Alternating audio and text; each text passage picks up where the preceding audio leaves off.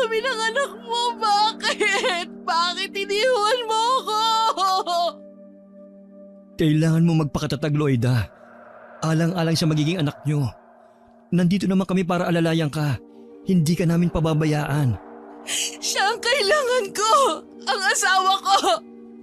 Bakit? Ano bang malaking kasalanan ng asawa ko? Bakit ginawa nila to sa kanya? Nauunawaan kita sa paghihinagpis mo. Huwag kang mag-alala. Hindi tayo titigil hanggat hindi natin nabibigyan ng hustisya ang pagkamatay ni Kuya Poldo. Sa sobrang bigat ng nararamdaman ni Loida, puro pagtangis na lang ang naging tugon niya sa pinsan ng asawa. Para naman nakikidalamhati rin ng panahon, bigla kasing bumuhos ang malakas na ulan. Samantalang maganda naman ang panahon kanina. Hindi naman natinag si Loida sa kanyang kinatatayuan kahit nababasa na siya ng ulan. Kumuha na lang ng payong si Carding para mapayungan ng babae. May ilang sandali munang hinayaan niya itong umiyak sa harapan ng puntod ng asawa. Nang basa na sila ng ulan at bumabaliktad na rin ang payong, pinilit na niya itong isakay sa dalang jeep. Naiintindihan kita, Loida. Pero kailangan na nating umalis. Bumalik ka na lang sa ibang araw. Sasamahan na lang ulit kita.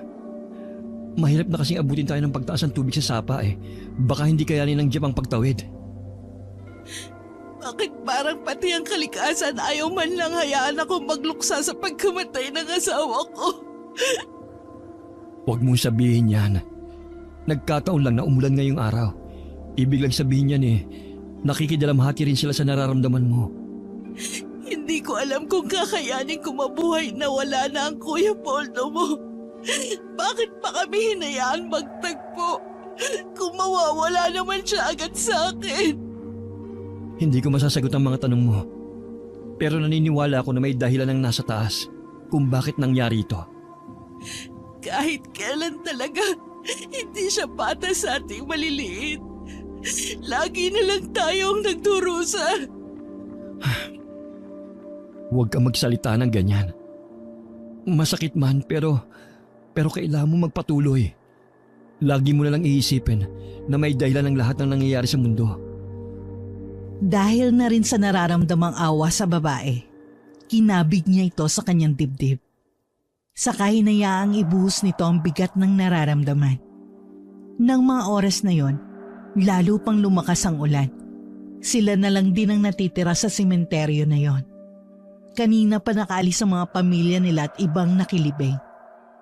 Siya na lang ang nagpresenta sa mga magulang na sasama at mag-uuwi sa babae.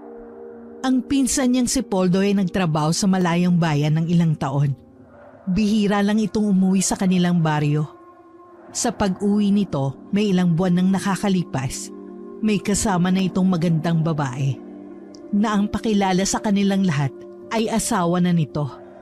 Nagulat man ang mga magulang at kapatid nito. Mainit naman nilang tinanggap ang babae.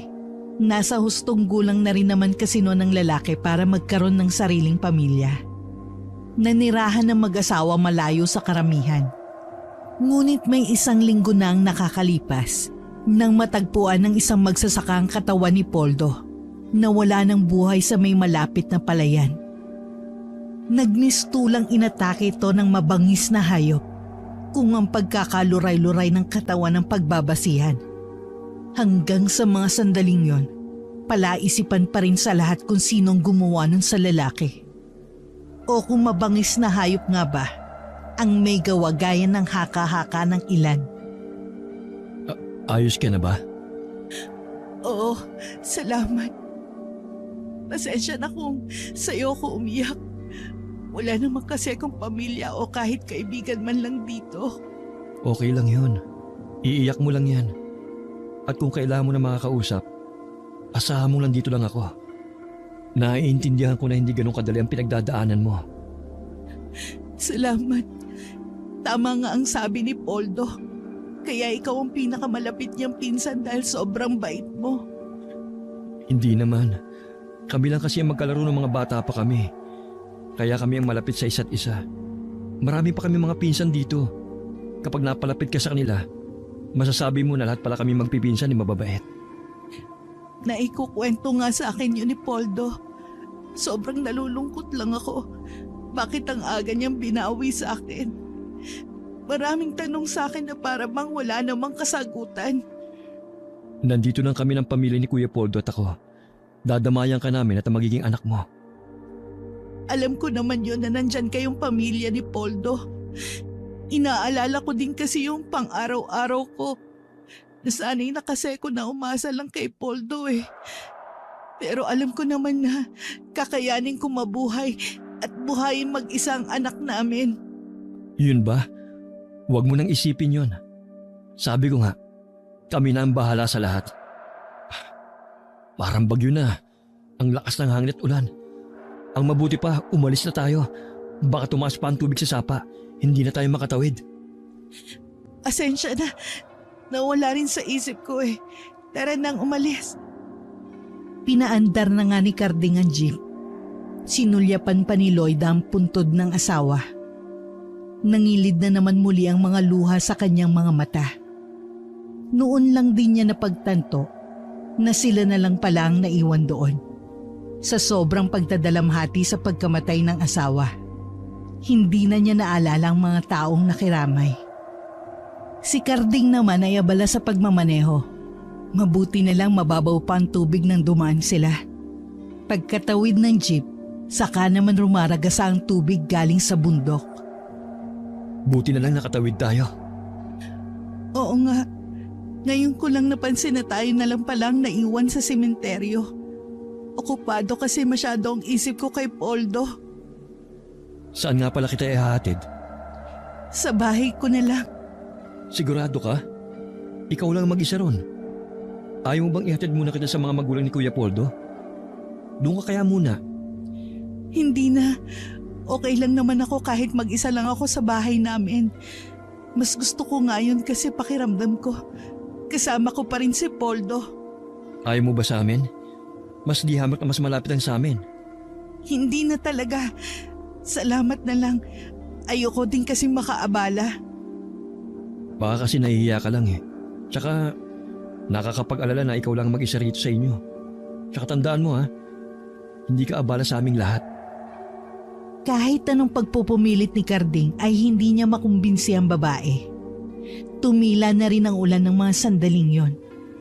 Hindi na rin niya hinayaan na maihatid siya nito sa loob ng bahay. Pagkatapos magpasalamat, ay nagmamadali nang pumasok ito sa kanilang bahay. Nag-aalala na tinanaw siya ni Carding. May ilang sandali pa bago niya pinaandar ang jeep at umuwi sa kanila. Sinalubong naman siya ni Mang Pinggoy. Basang-basa ka ng ulan ah. Inabot ba kayo sa sementeryo? Oo tay, ayaw pa po kasing umalis ni Lloyd eh. Kami na nga lang po ang naiwan dun eh. Saan mo siya inatid? Sa bahay po nila. Ayaw naman po niyang doon muna kina Chong at Chang eh. Kahit nga po dito sa atin, inulok ko na. Ayaw po talaga. Nag-aalala nga po ako eh. Kasi mag-isa lang siya sa kanila tapos buntis pa siya. Ewan ko nga ba sa mga magulang ni Poldo. Parang wala man lang silang simpatya sa manugang nila kanina. Dapat silang umaalalay kay Lloyda. Pero ikaw pang nasa tabi niya. Napansin ko nga po kahit nung burol ni Kuya Poldo, hindi man lang nila nilapitan si Lloyda. Akala ko po dahil lang sa nagluluksa rin sila. Pero ngayon po ang binanggit nyo, sigurado na ako na may problema sa pagitan nila. Ang totoo niyan meron talaga. Simula nung dalhin nila si Lloyda sa baryo natin, mabigat na di umano ang dugo nila rito. Ayaw naman nilang sabihin kung bakit. Pinakikisamahan lang daw nila dahil kay Poldo. Akala ko po ba okay lang sa kanila na mag-asawa si Kuya Poldo? At nasa tamang edad na rin to. Yun din nga ang alam ko eh. Hayaan na nga natin sila. Huwag na tayong mangialam pa. Ang mabuti pa, magpalit ka na ng damit mo. Baka mamaya magkasakit ka pa. Tumangulang si Carding at pumasok na sa kanyang silid. Napaisip siya ng malalim tungkol sa mga magulang ni Poldo. Yun marahil ang dahilan kung bakit kahit anong pilit niya, hindi pumayag si Lloyd na magpahatid sa bahay ng mga biyanan. Marahil ay nararamdaman din ng babae ang kawalan ng amor sa kanya ng pamilya ng asawa. Kinabukasan, pagkatapos tulungan ng ama sa bukid, pinuntahan ni Carding si Lloyd sa bahay nito. Nakailang tawag na siya sa labas ng bahay nito, ngunit walang nagbubukas ng pinto. Nang itulak niya ang pintong yari sa kawayan, bukas yun. Kaya naman nangahas na siyang pumasok habang patuloy sa pagtawag sa pangalan ng babae. Pagpasok niya ay bumulaga sa kanyang may kadilimang paligid. Natangis hindi ng kandila ang tumatanglaw. Puro itim kasi ang kurtina sa mga bintana. Amoy usok din ng kandila sa buong paligid. Sa isang altar, naroon ang larawan ng pinsan at napapalibutan yun ng mga itim na kandila. Sinilip rin niya ang babae sa nag-iisang silid sa bahay. Pero wala ito roon. Muli na lang siyang lumabas ng bahay. May kalahating oras din siyang naghintay bago dumating ang babae. Anong ginagawa mo rito? Ha? Gusto lang sana kitang kumustahin. Okay naman ako. Siguro masasanay din ako na wala na talaga si Poldo sa buhay ko. Saan ka nga pala galing? Sa bukid, tinignan ko yung mga pananim naming gulay. Balak ko kasing itinda yung iba para pandagdag gastos na rin dito sa bahay. Wala na bang natira sa abuloy? Hindi ko alam yun. Hindi naman kasi akong humawak nun eh. Ganun ba? Baka may maitulong ako sa'yo. Ano naman kaya ang maitutulong mo? Kahit na ano. Pwede kitang ipagsibak ng kahoy o kaya ipag-igib ng tubig. Alam ko kasing bawal sa'yo mabibigat na trabaho dahil sa kalagayan mo. Salamat na lang. Marami pa naman akong panggatong dyan. At yung poso naman malapit lang. Kaya ko pa naman mag-igib. Talaga bang ayaw mo muna sa bahay naming tumira? Para may makasama ka lang. Nag-aalala kasi ako sa iyo eh. Kahit nga mga magulang ko nagsabi na pwede ka sa amin. Huwag mo na akong alalahanin pa. Nakakaya naman kung aabalahin ko pa kayo ng pamilya mo. Tsaka mas makakakilos kasi ko dito dahil wala akong pinangingilagan. Tsaka napansin pala ni tatay na parang hindi kayo okay ng pamilya ni Kuya Poldo. Ha? Ano kasi, parang ako yung sinisisi nila sa nangyari kay Poldo. Ewan ko, pakiramdam ko lang naman yun. Bakit naman? Hindi ko alam. Hayaan na lang natin sila. Naiintindihan ko naman na may pinagdadaanan din sila. Hindi lang naman ako ang nawalan eh. Kung masakit sa akin ang pagkawala ng asawa ko, mas higit sa kanila na pamilya niya. Hindi maaari yun. Lalo't magkakaanak na kayo ni Kuya Poldo. Pati ba anak nyo idadamay nila? Wala akong magagawa sa bagay na yun. Kung meron lang sana akong ibang mapupuntahan, aalis na lang ako dito. Gusto ko na lang magpakalayo-layo. Matanong ko lang, wala ka bang ibang mga kamag-anak? Lola ko nagpalaki sa akin. Maaga kasi ko naulila sa ama. Yung nanay ko naman, hindi ko na nakilala. Sabi ni Lola, basta na lang daw itong umalis, sanggol pa lang ako. Kamamatay lang ng lola ko nung magkakilala kami ni Poldo. Siya yung nagbigay ng saya sa buhay ko nung mga panahon na nalulungkot ako at nag-iisa. Tapos, babawiin din naman pala siya agad sa akin. Huwag mong isiping nag-iisa ka. Nandito lang ako para sa'yo. Ang ibig kong sabihin, nandito lang kami ng pamilya ko. Maraming salamat. Naaalala ko sa'yo si Poldo. Parehong-pareho kasi kayo eh. Mabait at maalalahanin. Nasa lahi yata talaga namin ang pagiging mabait at maalalahanin. Hindi lang yun pagiging gwapo na rin. Siguro nga. Pasensya ka na kung nagagawa ko pa magbiro. Alam ko naman na hindi pa dapat at kamamatay lang ni Kuya Poldo. Okay lang. Wala rin naman tayong magagawa pa. Ay, pasensya na. Hindi man lang kita naalok ng kahit na ano. Gusto mo ba magkape? Hindi na. Katatapos ko lang kasi kanina sa bahay eh. May gagawin ka pa yata. Baka nakakaabala na ako sa'yo. O paano? Aalis na muna ako. At teka, okay lang ba kung paminsan-minsan dalawin kita rito? Oo naman. Laging bukas ang bahay namin ni Poldo para sa'yo. Salamat O paano, tutuloy na ako. Saka na lang tayo ulit magkwentuhan. Tipid nang umiti sa kanya si Loida.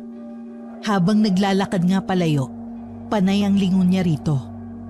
Dama niya na ayaw pa niyang umuwi.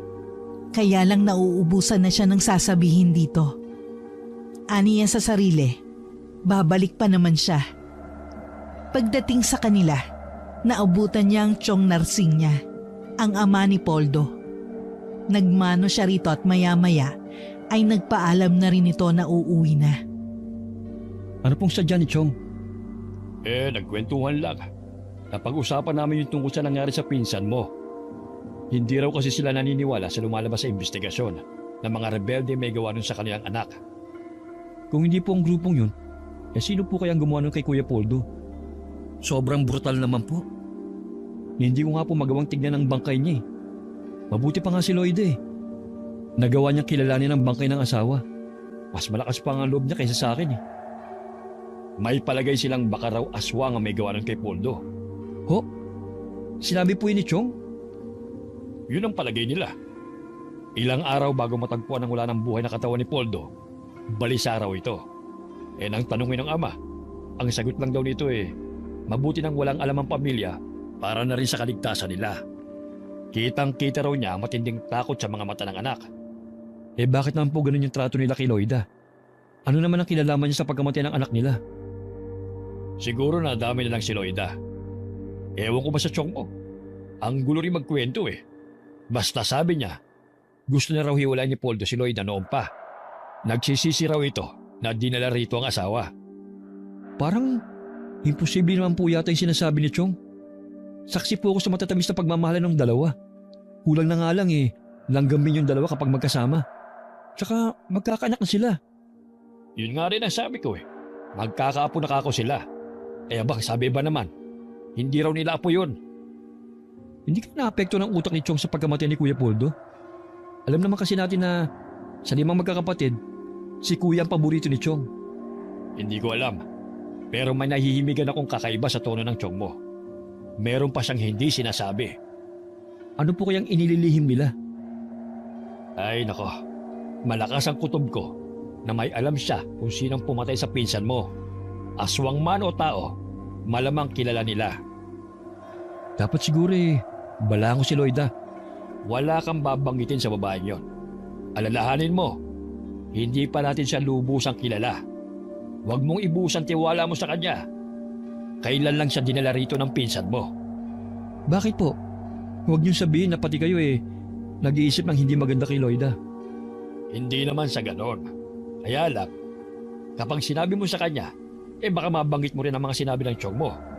Para na rin tayong gumatong yan Hayaan mo lang siyang walang alam. Ang naiipit po sa sitwasyon ay si Lloyda. Hawa-hawa naman po sila ng magiging anak niya. Nasa tiyan pa lang ng ina Pinagkakaitan na ng pagmamahal ng pamilya ng tatay niya. Malay mo, kapag lumabas ang bata, lumambot ang puso ng Chong mo. Sana nga po. May iba nga lang po pala ako. Okay lang po ba na paminsan-minsan puntahan ko si Lloyda? Nagpapaalam ka pa sa lagay na yan? Galing ka na nga sa kanya kanina? Gusto ko lang naman po siyang kumustahin Hindi naman kita pinagbabawalan na magkagusto sa babae. Pero sana pumili ka naman. Huwag sa asawa ng pinsan mo. Si tatay naman, kung ano-anong iniisip. Parang nag-aalala lang ako doon sa tao Alam niyo naman na mag-isa lang yung tao sa buhay Alam mo, tatay mo ako, kaya kilala kita. Akala mo ba hindi ko napapansin ang kakaibang titig mo kay Lloyda? Kahit noong pang nabubuhay si Poldo. Nagaganda lang po ako sa kanya, yun lang po yun. Walang mali siya yun sa akin. Kakaiba naman talaga ang ganda niya kumpara sa mga kadalagahan dito sa atin. Baka ang paghanga na nararamdaman mo kung saan mapunta. Ngayon pa lang sinasabi ko na sa'yo na pigilan mo na habang maaga pa. Hindi po manghiherang iniisip nyo. Malaki po ang respeto kay Kuya Poldo. Kahit wala na po siya, hindi ko siya magagawang ahasin. Mabuti na yung malinaw. Iba kasi kapag puso ng pinairal, handang hamakin ang lahat, masunod lang ang nais nito. Si tatay, naging makata pa. O bakit? Totoo naman Huwag mo akong tawanan dyan. Oo nga pala. Bakit ba ako natatawa kamamatay lang ni Kuya Poldo?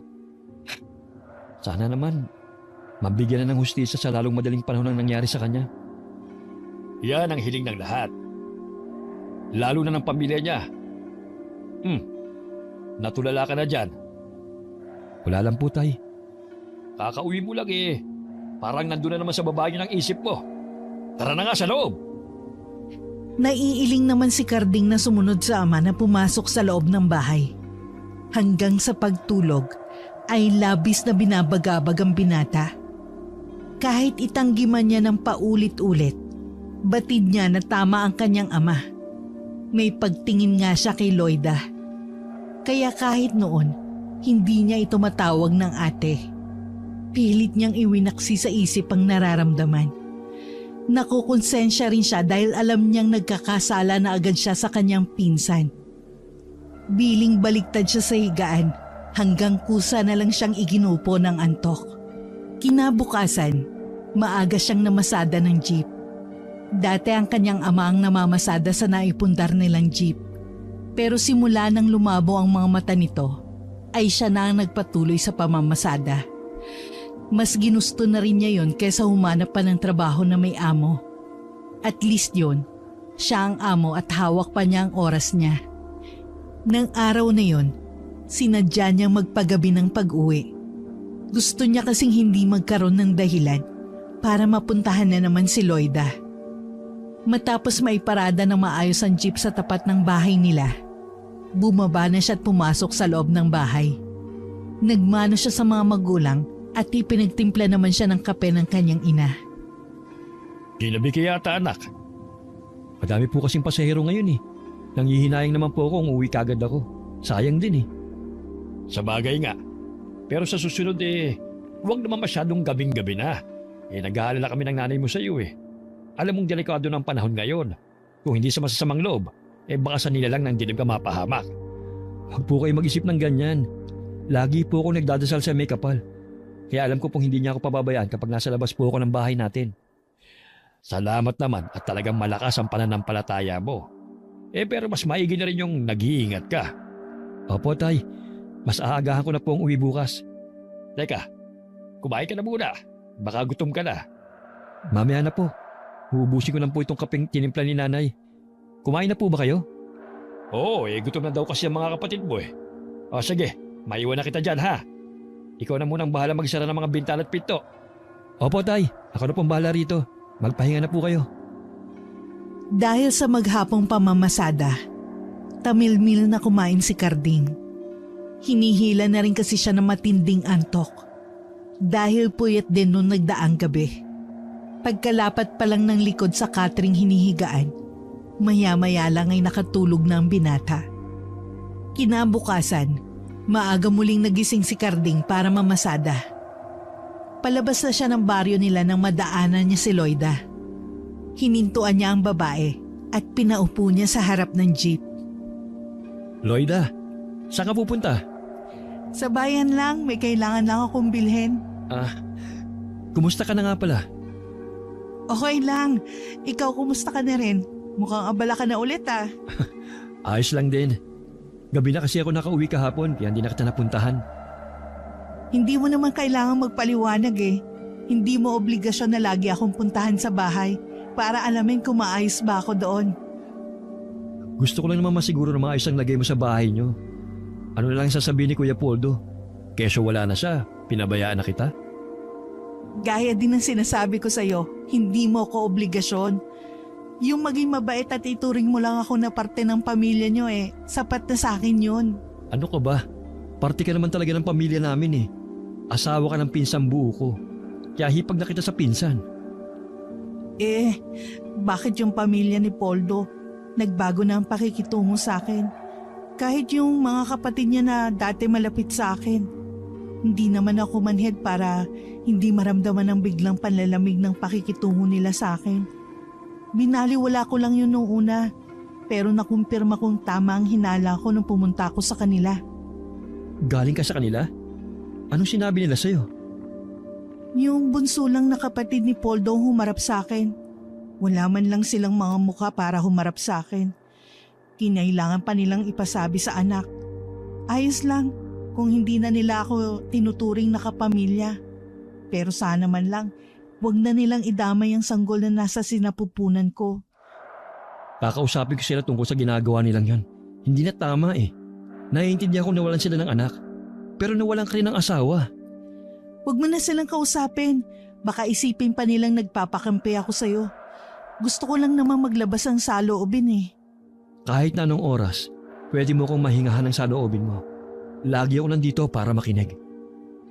Hindi tumugon si Loida. Bagkus lumingon ito sa kanya at binigyan siya ng matamis na ngiti. Hindi na muli sila nag-usap. Panaka-naka naman ang kanilang sulyapan. Hanggang maibaba ng binatang babae sa pupuntahan nito. Siya naman ay tumuloy na sa pamamasada ng jeep. Kahit nakakapagod ang maghapon kay Carding, hindi niya yun masyadong ininda. Hindi rin mawala-wala sa kanyang isipan ang mukha na magandang byuda ng kanyang pinsan. Kaya ng araw na yon, maaga siyang umuwi para makadaan pa sa bahay ni Loida. Bumili na rin siya ng mga pasalubong para rito. Nagulat naman si Loida na mapagbuksan siya ng pinto. "Oh, Carding, anong ginagawa mo rito? Tapos ka na bang mamasada ng jeep?" Oo. Inagahan ko lang ang uwi ko. Ayaw na kasi ni tatay na magpapagabi ako sa daan eh. Tuloy ka muna. Pasensya ka na sa bahay ko medyo makalat. Tamad kasi akong magkikilos eh. Ewan ko, ganito yata ang buntis. Gusto lagi lang nakahilata. Oo, ganun nga talaga. Ganyan yung ate ko sa panganay niya eh.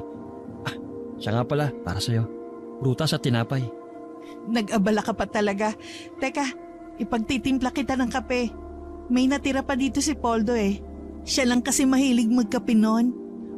Huwag ka na mag-abala pa. Busog pa naman ako eh. Bago umuwi, nagmerienda ako. Sigurado ka?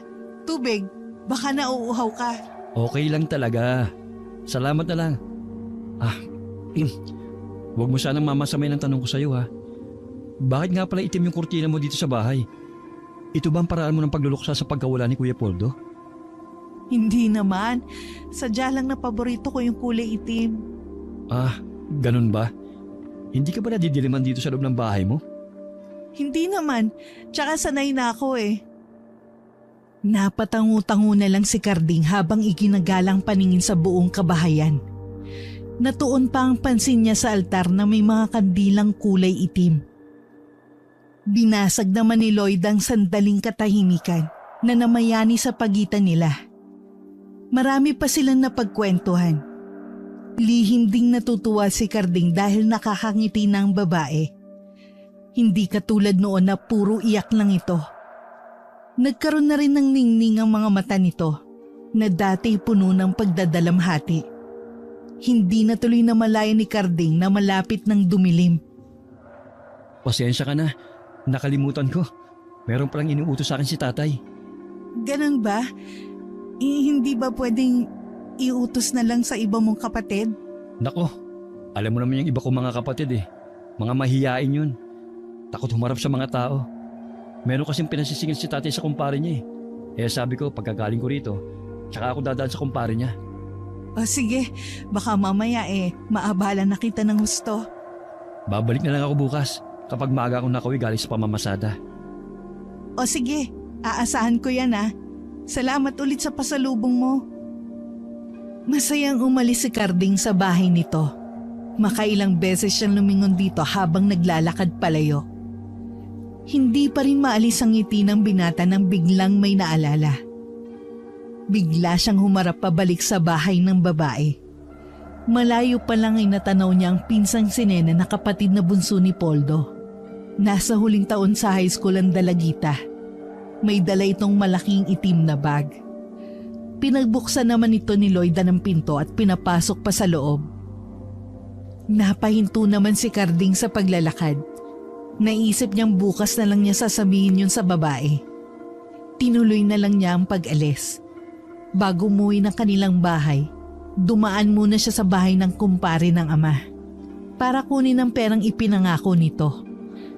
Kinabukasan, madaling araw pa lang ay umalis na si Carding para sigurado siyang makakauwi na maaga. Nang araw na yon, naging balisa si Carding sa hindi niya malamang dahilan. Parang hinihila ang paa niya pauwi. Hanggang sa makauwi siya ng bahay. Isang masamang balita ang sumalubong sa kanya. Malungkot at may luha sa mga mata nang salubungin siya ng kanyang ama. Mabuti naman dumating ka na, anak. Pabalik na ako ulit sa bahay ng tiyong mo. Sumabay ka na sa akin paroon. Ano bang kamalasan itong nangyayari? Ano po bang nangyari? Si Nene, ang pinsan mo. Natagpo ang patay kaninang umaga sa may palayan. Malapit kung saan nakita ang katawan ng Kuya Poldo niya. Oh, paano? Ano nangyari? Yung mag-amang magsasaka na nakita sa katawan ni Nene. Hindi pa matukoy yung salarin. Yung paraan ng pagkamatay, kahalin tulad lang din sa kuya niya. Ang mabuti po sumakay na po kayo sa jeep. Si nanay po. Nandun na silang lahat sa bahay ng tiyong mo. Kauwi ko nga lang at hinihintay nga kita. Nung iwan kong tiyang lupi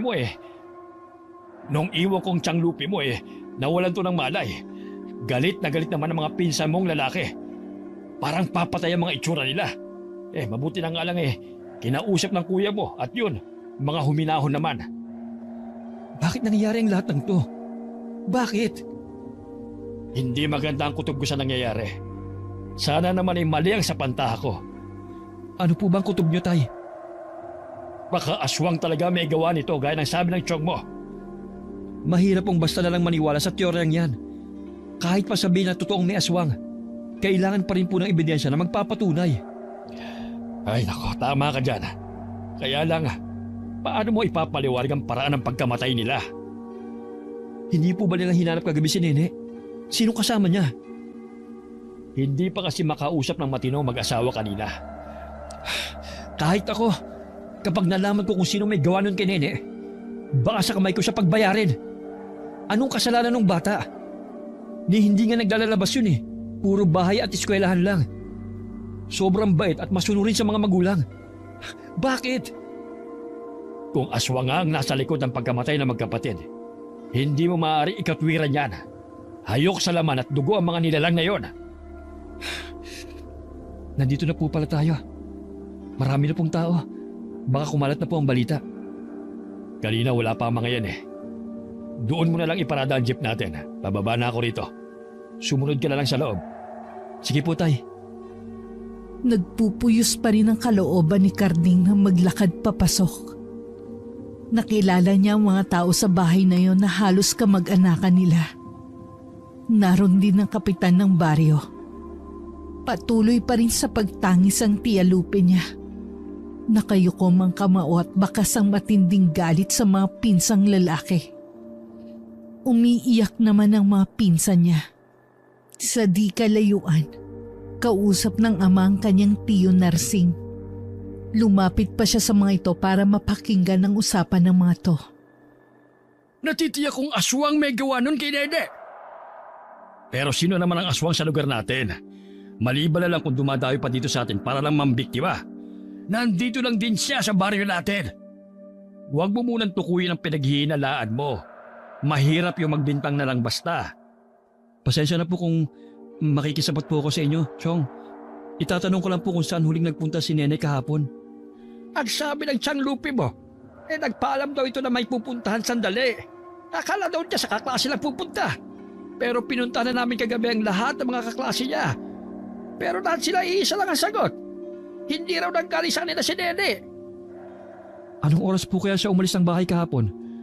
Pasado 5:00 raw ng hapon yon. Nang hindi na muling nagsalita si Carding, muli na nag-usap ang kanyang ama at tiyuhin. Ang binata naman ay kinausap ang mga pinsang naroon. Kahit kaharap ang mga kamag-anak, tila naglalakbay ang isip ni Carding. Kanina, habang kausap ang tiyuhin, muntik na siyang madulas na sabihin na nakita niya si Nene sa bahay ni Loida. Mabuti na lang hindi niya yun naibulalas. Nag-aalala kasi siya na baka mapasama ang babae kung sasabihin niya yon. Alam naman kasi niya na walang kinalaman ng babae sa nangyari sa Dalagita. Ilang sandali pa, inabala na lang niya ang sarili sa pakikipag-usap sa mga pinsan na halos mga kaedad niya. Unang gabi ng burol ng pinsan niya, may hinahanap pang mga mata niya sa mga naroon. Sino bang hinahanap mo? Si Loida po. Napansin niyo po ba siya? Hindi pa. Baka hindi pupunta. Dapat po pala dinaanan ko na. Baka nahiya na pumunta rito ng mag-isa.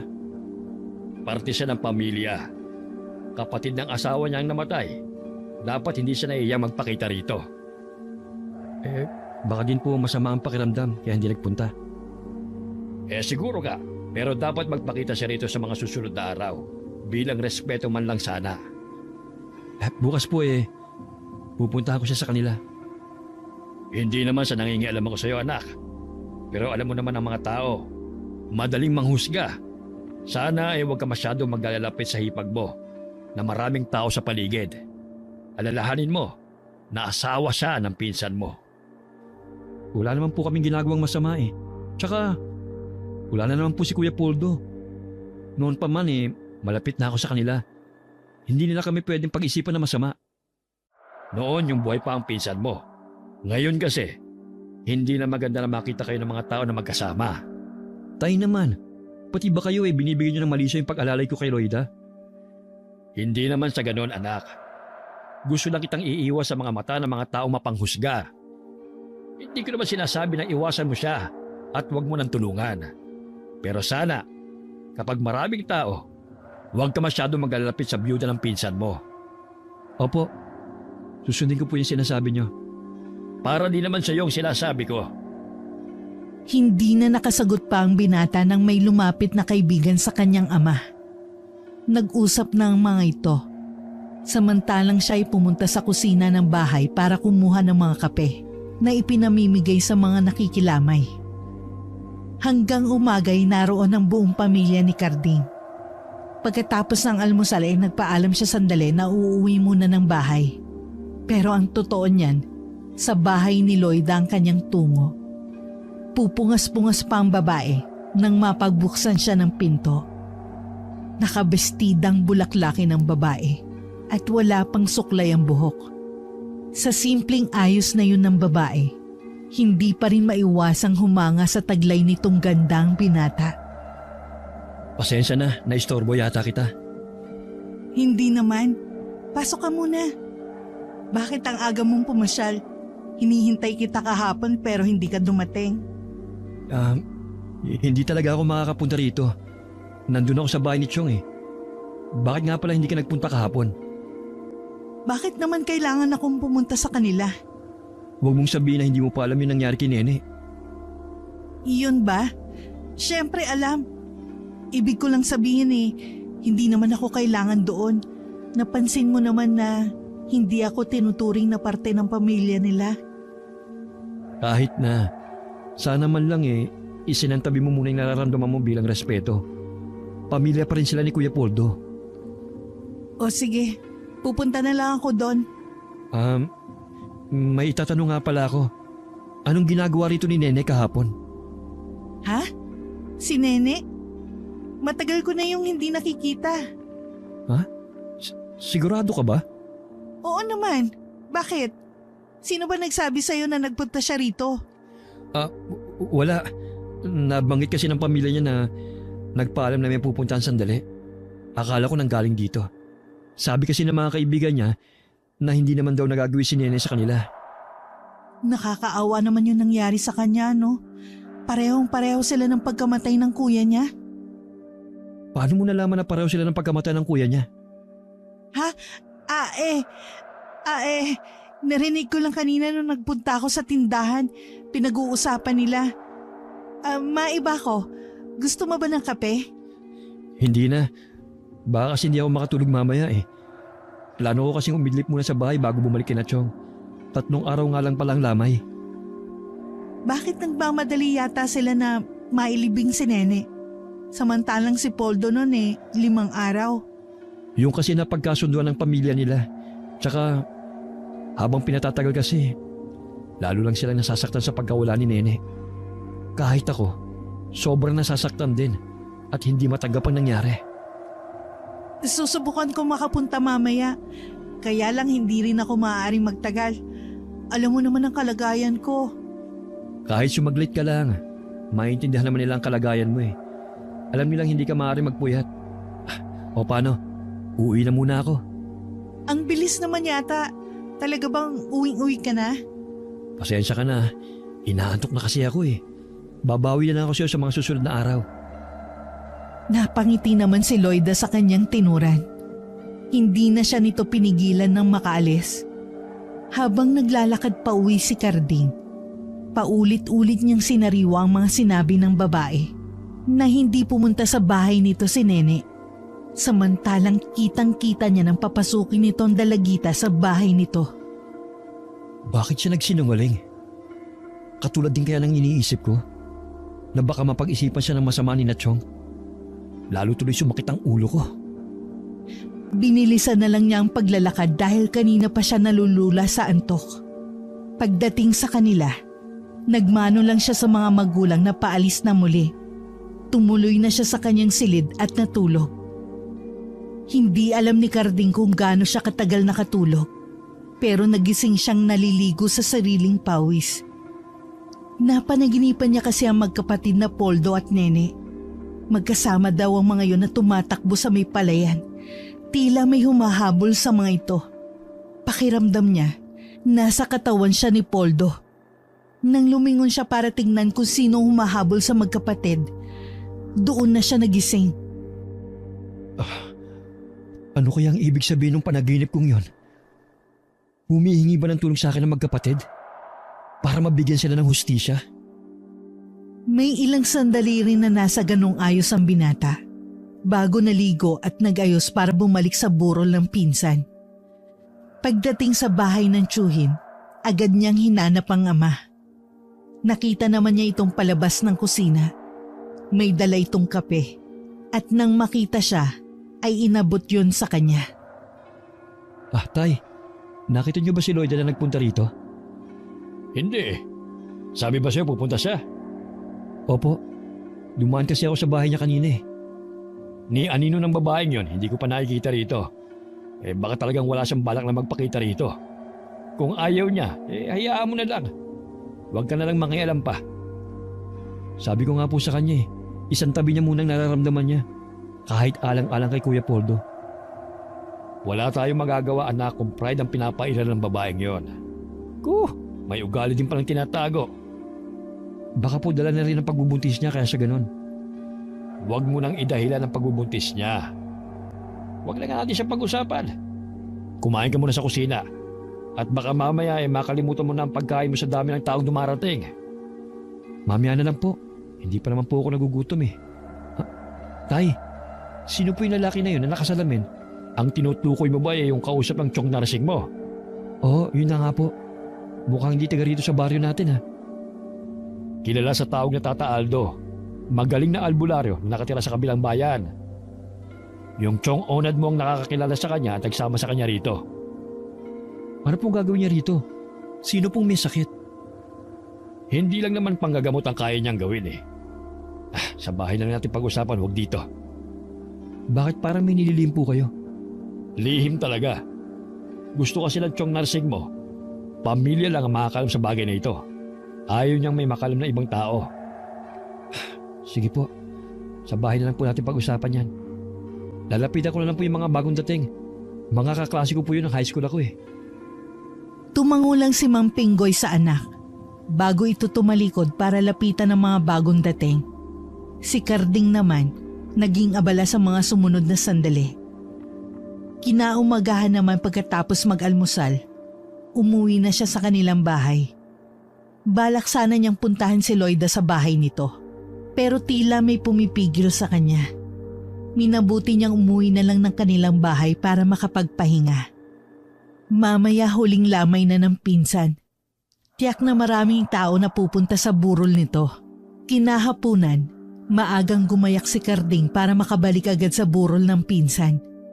Gaya ng inaasahan, dinagsa ng mga taong huling gabi ng lamay. Hindi mahulugan ng karayong malabas ang bahay sa dami ng mga tao. Nakitulong na rin si Carding sa pagbibigay ng kape, tubig at biskwit sa mga tao. Kinabukasan, naging madamdamin at bumuhos ang mga luha sa paghahatid nila sa huling hantungan ni Nene. Hindi lang pamilya at kamag-anak ang naroon, kundi mga guro, kaklase at mga kaibigan ng dalagita.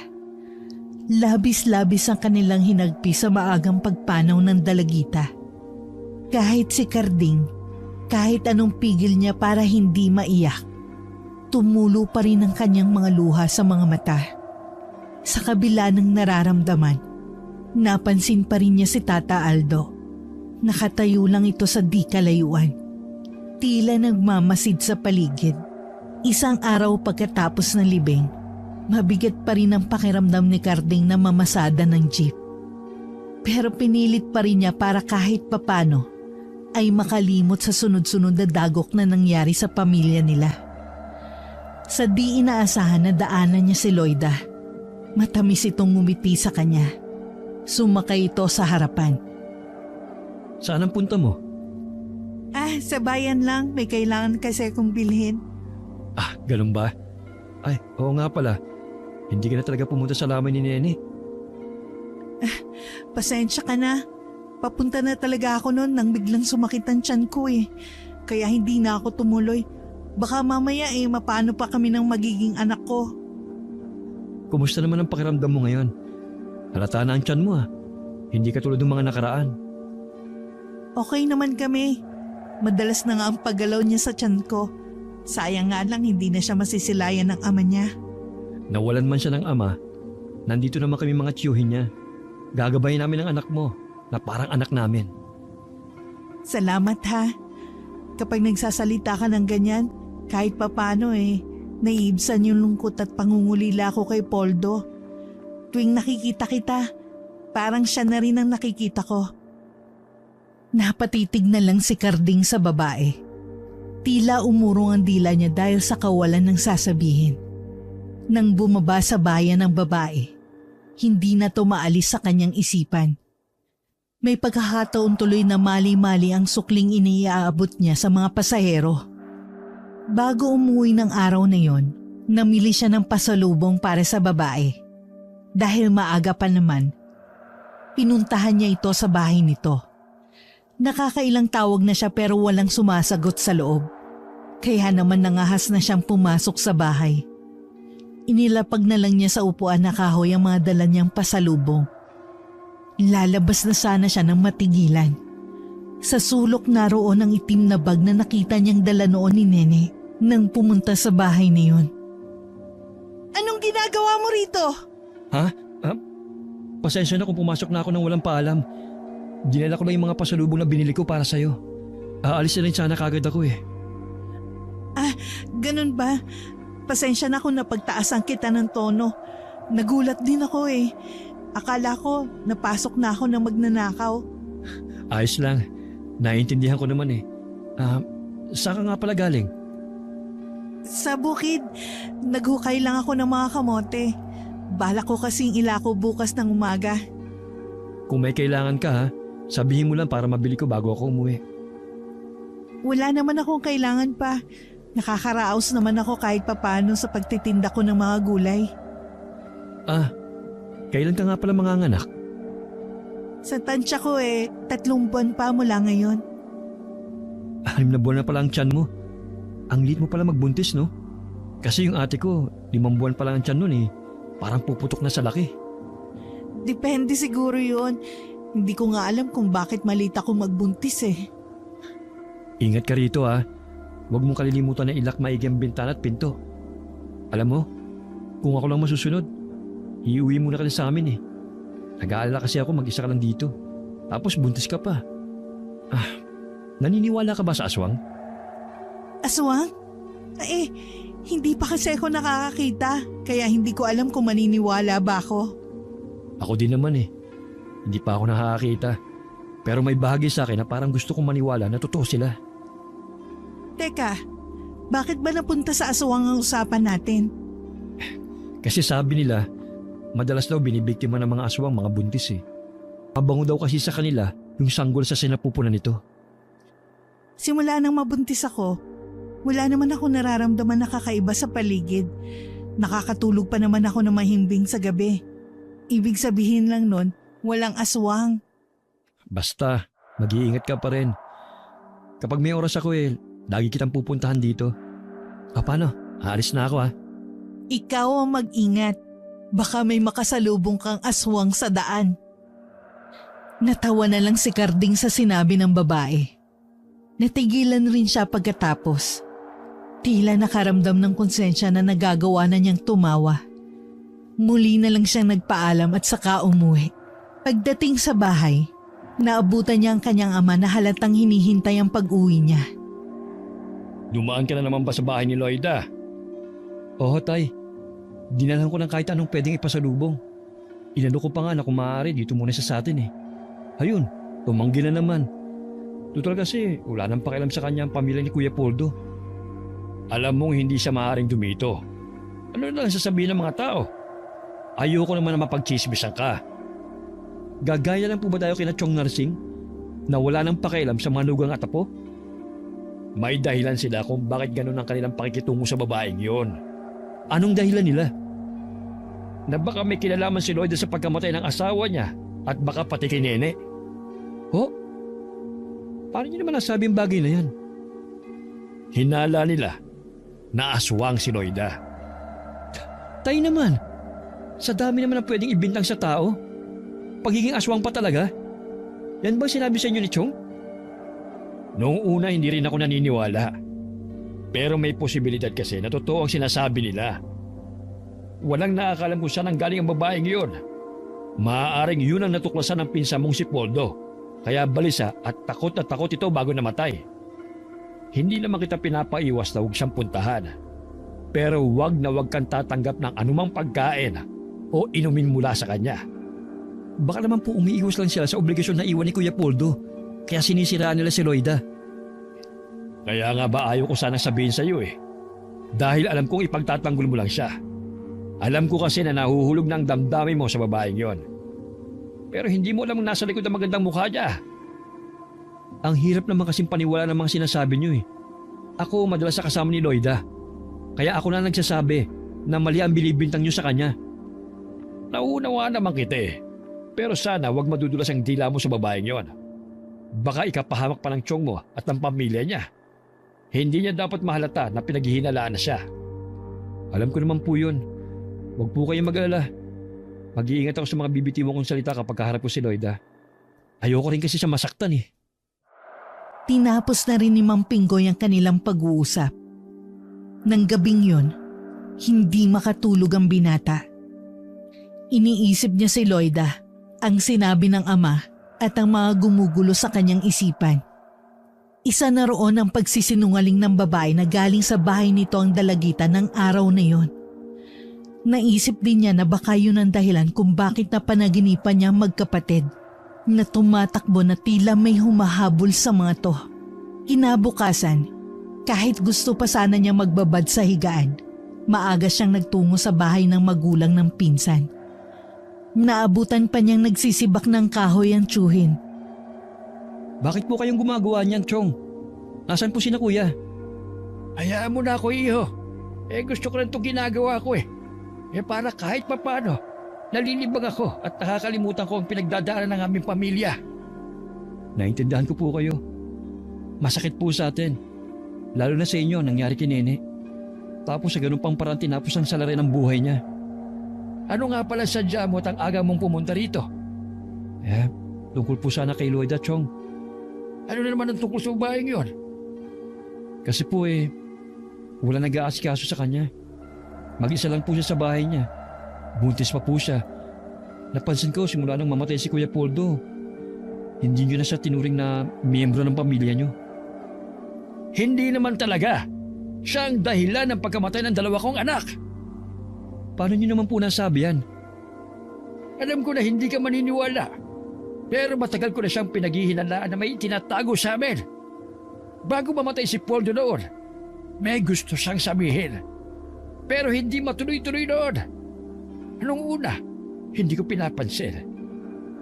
Baka ako nagkakagalit lang sila mag-asawa. Pero hindi ko sana binaliwalang napapansin ko sa kanya. Kahit si Nene noon, mabigat ang loob niya sa babaeng yun. Iba raw kasi ang pakiramdam niya rito. At kung inaakala mo na pinababayaan namin siya, ilang araw bago mamatay si Poldo, nagsabi ito na kapag may masamang nangyari sa kanya, huwag na huwag daw kaming lalapit kay Loida, ano man ang mangyari. Sinabi po yun ni Kuya Poldo sa inyo? Pero bakit? Anong dahilan niya? Ano pa nga ba? Maaring tama kami. Isang aswang na pangasawa ng pinsan mo. Kaya ikaw, mag-iingat ka sa babaeng yun. Mahirap po, Chong, na magbintang na walang ebidensya na magpapatunay. Paano po kung mali kayo? Kahit si Tata Aldo, kumbinsido na aswang ang may gawa nun sa magkapatid. Mailap nga lang talaga at mahirap mahuli sa akto ang babaeng yon. Kaya kita mo, hindi siya nagpakita sa buro ni Nene. Naramdaman niya siguro na naroon ang albularyo. Alam niyo pong buntis siya. Mahirap po sa kanya na pumunta pa. Yun po ang dahilan niya. Sa nakikita ko sa iyo, talagang kinakampihan mo ang babaeng yon. Mukhang nahulog ka na rin sa kanyang karisma. Hindi naman po, Chong. Kaya lang naaawa ako kay Loida. At buntis pa nga po. Apo niyo po ang sanggol na yun. Kahit po ba sa bata wala na kayong amor? Hindi ko apo ang batang yon. Kaya ikaw, kung ayaw mong matulad sa pinsan mo, layuan mo ang babaeng yon. Sa kabila ng mga sinabi at babala ng tiyuhin, patuloy pa rin sa pakikipagkita ang binata kay Loida. Katulad ng araw na yon, dinalhan niya ng prutas ang babae na labis nitong ikinatuwa. Salamat ha. Bihira lang ako makatikim ng mga prutas. Kailangan ko kasing tipirin ng perang pinagbilhan ng mga gulay para sa panganganak ko eh. Sino nga pala nakuha mong kumadrona na magpapaanak sa'yo? Wala pa nga akong nakakausap eh. Ang tiyahin sanang kumadrona ni Poldo kaso nahiya ako magsabi dahil may kasungitan. Ako na lang kakausap. Mabait naman yun eh. Basta tsetsempohan mo lang na maganda ang mood niya. Ganun pala ang teknik. Noon kasi, walang araw na hindi ko yun nakikita na nagsusungit eh. May iba nga pala ako. May itatanong lang sana ako sa'yo eh. Ano yun? Tungkol kay Kuya Poldo. Wala ka bang napapansin na kakaiba sa kinikilos niya? Nung ilang araw bago siya namatay? Wala naman. Masaya pa nga kami noon eh. Kasi tuwang-tuwa siya nang malaman niyang magkakaanak na kami. Bakit? Bigla-bigla naman yatang nagtanong ka ng ganyan. Ayaw mo ba magkaroon ng linaw sa pagkamatay niya? Wala na tayong magagawa eh. Wala na siya. Gusto ko na lang magpatuloy sa buhay. Tama rin naman. Pero gusto pa rin naming malaman kung sino may gawa nun sa kanya. Baka ang pumatay sa kanya at kay Nene ay iisa lang. Iniba na lang ni Loida ang kanilang pinag-uusapan. Napansin ng binata na hindi ito komportable na balikan ang nangyari sa asawa. Hindi na lang ulit siya nagtanong pa. Pagka-uwi, lalong nadagdagan ng mga isipin niya. Lalo siyang naguluhan at para siyang naiipit sa isang sitwasyon. Gusto niyang maniwala sa pamilya ng pinsan, pero mas nananaig sa kanyang awat damdamin para kay Loida. Nakukonsensya rin siya na hindi niya sinasabi sa pamilya na noong araw na yun ay nakita niya nang galing sa bahay ni Lloyd ang dalagita. Naroon kasi ang takot niyang madiin lalo ang babae. Sa dami ng gumugulo sa kanya, hindi na niya namalayang kanina pa siya pinagmamasdan ng mga magulang. Mukhang may mabigat kang problema. Sabi nga ng nanay mo kausapin kita. Nagugulan lang po kasi ako eh. Dahil na naman ba kay Loida? Oo, at meron pa po. Nakukonsensya po ako na hindi to sa inyo sinasabi. Ano naman yun? Meron ka bang hindi sinasabi sa amin? Nung araw na nawala si Nene, huli ko po siya nakita nung pinuntahan niya si Loida. Nakita ko na pinapasok pa siya sa bahay nito. Nang tanungin ko siya kung nanggaling doon si Nene, itinanggi niya na nagpunta ron. Naisip ko na baka natatakot lang siya na baka mapag-isipan siya ng hindi maganda. Diyos ko, kahit gano'n ang sinasabi ng tiyong mo dalangin ko pa rin na sana nagkakamali sila. Pero sa sinasabi mo, nagiging malinaw na ang lahat. Tay, huwag niyo muna sasabihin kina Chong. Baka wala lang yun. Hindi muna nga. Pero sa sinabi mong yan, ayoko nang pupunta ka pa ron. Hintayin na lang natin na bumalik si Tata Aldo. Siya na ang bahala sa babaeng yon. May paraan pa ito para malaman kung talagang aswang si Loida. Ano pong gagawin nila kay Loida? Hindi ko alam. Basta kinausap na siya ng tiyuhin mo. Noon ngang burol ng pinsan mo, hinihintay nila si Loida. Pero hindi nga nagpunta. Sabi ni Tata Aldo, sinubukan niyang puntahan ang bahay nito, pero hindi siya tumuloy. Parang ang bigat daw ng kanyang pakiramdam. Para daw bang may masamang mangyayari kapag umalis siya.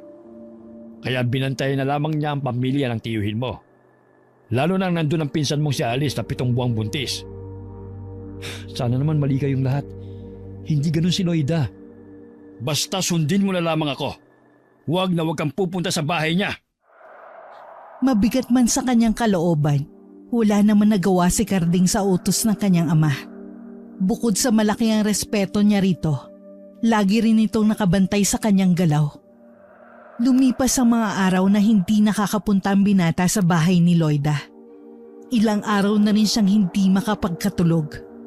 Bukod sa laging laman ng isip niya si Loida, pakiramdam niya, laging may mga matang nakatingin sa kanya. Ba't nangangalumata ka ata? Huwag mong sabihin hindi ka makatulog dahil sa babaeng yon. Ano ba? Talaga bang nahulog ka na ng tuluyan sa asawa ng pinsan mo? Biyuda po siya ni Kuya Poldo. Wala naman po akong nakikitang masama kung magkakagusto man ako sa kanya. Nasisiraan ka na ba? Kahit biyuda na siya, naging asawa pa rin siya ng pinsan mo. Pangit sa mata ng mga tao na sasaluhin mong biyuda ng Kuya Poldo mo. Ano lang ang sasabihin nila? Ganun ka kadesperado? Kabinata mong tao, papatol ka sa babaeng biyuda dahil lang nahuhumali ka sa ganda niya? Hindi niyo naman ako naiintindihan eh. Ako pa bang ama mo hindi makakaintindi sa'yo? Nabubulag ka sa nararamdaman mo sa kanya. Ang mabuti pa, ipapatingin kita kay Tata Aldo. Ho? Wala naman po akong sakit eh. Hindi lang naman may mga sakit ang ginagamot niya eh. Ipapasuri lang kita. Baka kaya hindi ka makatulog dahil inaaswang ka na. Wala na rin nagawa ang pagtutol ng binata sa kagustuhan ng ama. Ipapatingin na siya sa manggagamot na si Tata Aldo. Maya-maya lang ay naroon na sa kanilang bahay ang albularyo na sinundo ng isa niyang kapatid. Wala naman po talaga akong sakit eh. Si tatay lang po mapilit. Natural lang sa mga magulang ang mag-alala kapag nakita nilang hindi maayos ang kalagayan ng kanilang anak. Paano niyo po ako gagamutin kung wala naman akong sakit? Hindi lang naman ang mga may sakit ang ginagamot ko. Katulad mo, wala kang sakit. Pero unti-unti kang nauubusan ng lakas. Unti-unti niyang hinihigaw pang enerhiya ng katawan mo. Ho? Ano pong ibig niyo sabihin? Hindi siya katulad ng iniisip mo. Dinadaya ka lang ng paningin mo. Isut mo ang kwintas na ito. Gawa ito sa isang matigas na puno. Aalisin ito ang mga bumabagabag sa'yo. Hindi maalis ang mga mata ni Carding sa kwintas na nasa leeg. Nang utusan siya ni Tata Aldo na mahiga, agad sumunod ang katawan niya kahit tila gustong tumutol ng isipan niya. Nakamulat lang siya ng mga mata at nakatitig sa kisame ng bahay nila. Nagsindi ng insenso si Tata Aldo. Nang maamoy ng binata ang usok nito, nakaramdam agad siya ng pagkaantok. Ang albularyo naman ay naupo sa harap niya at umusal ng isang orasyon na tanging ito lang ang nakakabatid kung para saan. Huminto lang si Tata Aldo nang tuluyan ng nahimbing ang binata. Makakapagpahinga na po siya at makakabawi na rin siya sa lakas na nawala sa kanya. Huwag niyo pong hahayaan na makalapit pa siya sa babaeng iyon. Hindi na talaga. Hindi ko hahayaan na pati anak ko ay kukunin din niya. Mabuti na lang po ay naagapan natin siya. Binigyan ko po siya ng pangontra laban sa aswang na yon. Hindi na niya magagawang masaktan ng anak niyo. Maraming salamat po sa inyo. Mabuti na lang nakilala ka namin. Matagal ko na rin naman pong tinutugis ang babaeng yon. Marami na siyang nabiktima. Hindi siya titigil hanggat meron pa rin naaakit sa kanyang angking kagandahan. Hindi ba pwedeng puntahan mo na lang siya sa bahay niya? Hindi po ganun kadali. Malayo pa lamang po ako ay naamoy na niya ako. Ayoko pong makaisip na naman siyang tumakas. Mahirapan na naman ako kung saan ko siya hahanapin. Paanong gagawin natin? May nakahanda na pong pain sa kanya.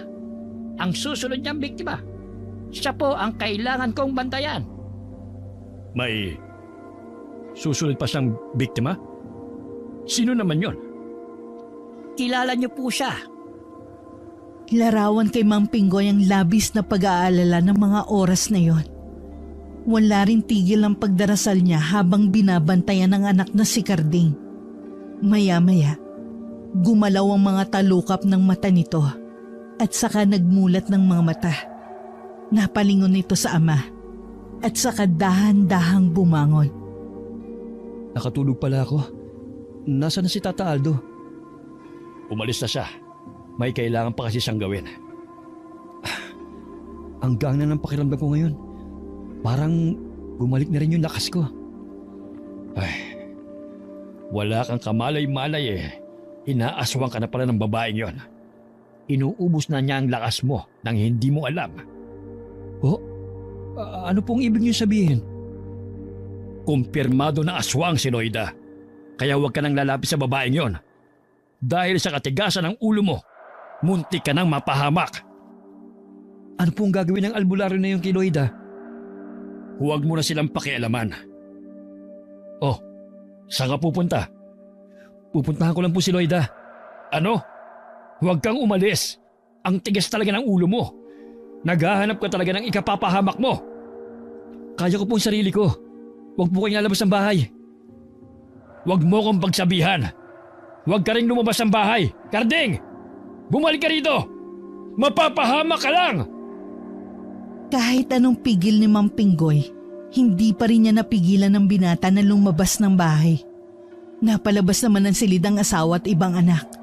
Bakas rin sa mukha nila ang pag-aalala sa binata. Pupuntahan ko lang ang manggagamot sa bahay ni Nena Rasing. Magsarado kayo ng bahay. Yung mga sinabi ng manggagamot ng pangontra, huwag niyong kalilimutan. Matapos itali sa bewang ang itak, ay pumanaog na rin si Mang Pinggoy. Sa ibang direksyon siya dumaan papunta sa bahay ng nakakatandang kapatid. Pero napahinto rin ng biglang nag-ibang ihip ng hangin. Mahigpit na hinawakan ng matandang lalaking itak na nasa bewang nito. Samantala, hinihingal naman ang nakarating sa bahay ni Loida ang binata. Agad siyang kumatok kasabay ng pagtawag sa pangalan ng babae. Pero walang tugon mula rito sa loob. Umikot pa siya sa mismong bintana ng silid nito sa pag-aakalang mahimbing lang ang tulog nito. Pero wala pa ring sumasagot. Kaya naman, pinangahasan na lang niyang pasukin ang bahay nito. Sumalubong sa kanyang ilong ang napakasangsang na amoy na humalo na sa usok ng mga kandilang nakasindi. Napatakip pa siya ng kanyang ilong habang hinahanap ang amoy na yun. Bigla rin ang kabang naramdaman na baka may masamang nangyari sa babae, lalo't ilang araw na niyang hindi ito napupuntahan. Sa isang sulok, naroon ang malaking banga na imbakan ng tubig. Parang doon nagmumula ang masangsang na amoy. Kinuha niya ang isang kandila at inilawan ang loob ng banga. Ganun na lang ang takot na gumapang sa kanya nang makitang pira-piraso yun ng katawan ng tao.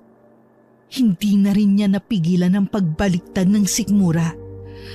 Akmang lalabas na siya ng bahay nang mapansin ang itim na bag ni Nene. Kinuha niya yun at saka lumabas ng bahay.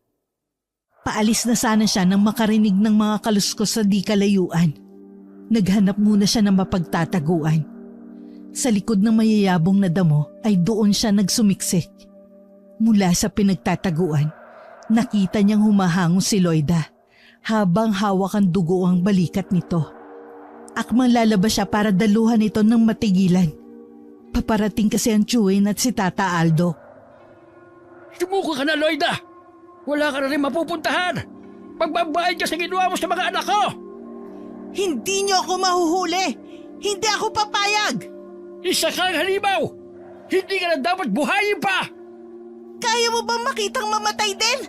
Ang batang nasa sinapupunan ko? Apo mo to, tanda! Anak namin ni Poldo! Wala akong apong aswang! Umangil naman ng malakas si Loida. Si Tata Aldo naman ay lumapit dito at may ipinakita na isang bagay na tila nagpatakot dito. Nagtakip pa ito ng mukha hanggang nagbagong itsura nito. Mula sa pagiging magandang babae, naging matandang babae ito. Puti ang mahabang buhok, kulubot ang balat, nanlalalim ng mga mata dala ng katandaan. Nung ginawa mo sa akin, bakit naging kulubot ang balat ko? Walang iya ka! Kahit kailan talaga hadlang ka sa mga plano ko! Yan talaga ang tunay mong itsura! Gumagamit ka lamang ng orasyon para madaya mo ang mga tao sa paligid mo! Para makahanap ka ng bagong magbibiktima! Tignan ko lang kung magawa mo pa makapangbiktima! Ni hindi mo na nga kayang tumayo mag-isa! Ibalik mo ko sa dati kong itsura! Hindi ako pwede maging matandang kukluban! Mamamatay ako! Lumabas naman si Carding sa kanyang pinagtataguan habang hindi humihiwalay ang tingin sa matandang nakalupagi sa lupa. Nagulat naman si Loida nang makitang naroon siya. Carding, anong ginagawa mo dito? Nakita mo ba ang lahat? Oo, ganyan pala ang tunay mong itsura. Paano mo natin napatay si Kuya Poldo at si Nene? Tinanggap ka nila ng buong puso nang iuwi ka rito. Yun pang napala nila sa'yo? Isa ka palang halimaw! Minahal ko naman si Poldo. Kaya lang hindi niya ako matanggap na ganito ako. Gusto niya akong palisin. Bakit si Nene dinamay mo? Anong kasalanan ng bata? Hindi ko sinasadya. Natakam lang ako sa kanya sa pagiging bata niya. Hindi ko tanggap na may masigit na maganda sa akin. Nagpupuyo sa galit ang magtsuhin sa pagtatapat ng babae. Matinding pagpipigil na lang ang ginawa ni Carding para hindi sugurin ng babae. Alam niya na wala na itong laban sa kanya. Tumalikod na lang siya. Hindi niya kasi matagalan ng pagtitig dito. Umiiyak naman si Mang Narsing. Muling sumariwa kasi sa kanya ang itsura ng mga anak na pinatay ng babae. Umalis na tayo rito. Kailangan ko pang gamutin si Pinggoy. Bakit? Ano nangyari sa tatay ko? Inatake siya ng babaeng yan. Muntik na kaming mahuli ng dating. Dahil sa ibang direksyon dumaan ang ama mo. Siya ang susunod sana ng biktima niya. Dahil alam niyang hadlang ang ama mo sa plano niya sa'yo. Kumusta ng tatay ko? Hindi naman ganong kalalim ang sugat niya. Umalis na tayo rito. Kailangan kong puntahan ang itay. Huwag niyo akong iwan dito. Nagmamakawa ko sa inyo. Tulungan niyo ako. Carding! Tinapunan lang ng blankong sulyap ng tatlo ang babae bago tumalikod at naglakad palayo. Patuloy sa pagmamakaawa ito pero nagmistulang bingi ang tatlo. Walang nagawa ang babae kundi ang managhoy na lang at maghintay ng kanyang katapusan. Pagdating sa bahay, namimilipit sa sakit si Mang Pinggoy. Agad na ginamot ni Tata Aldo ang sugat nito. Sorry, tay. Muntik na kayo mapahamak ng dahil sa akin. Wala kang kasalanan, anak. Inaasahan ko na yon. Dahil binalaan naman ako ng albularyo. Kung hindi pa nakita ng mismong mga mata ko, hindi pa ako tuluyang magigising sa kabaliwan ko sa babaeng yon. Minsan talaga sa buhay natin, nakakagawa tayo ng mga pagkakamali. Sa desisyon man o sa pagpili ng gugustuhin nating babae. Ang mahalaga maging aral yun sa iyo. Maging mapanuri ka dapat. Huwag ka lang basta magpapadala sa ganda. Opo, tay. Tatandaan ko po yan. Matuli na lumipas ang isang linggo. Bumalik na uli sa dati ang lahat maliban kay Carding, na hindi maiwasang malungkot dahil sa unang beses na pagkabigo sa pag-ibig. Kasalukuyan siyang nasa harapan ng puntod ng magkapatid. Noon lang niya nabatid na isa palang babala sa kanyang panaginip tungkol sa mga ito. Nagpapasalamat din siya na walang masamang nangyari sa kanya at sa buong pamilya niya. Simula ng gabing yun, hindi na ulit siya gumawi sa lugar kung saan nakatirik ang bahay ni Loida. Wala na rin siyang balita sa nangyari sa babae.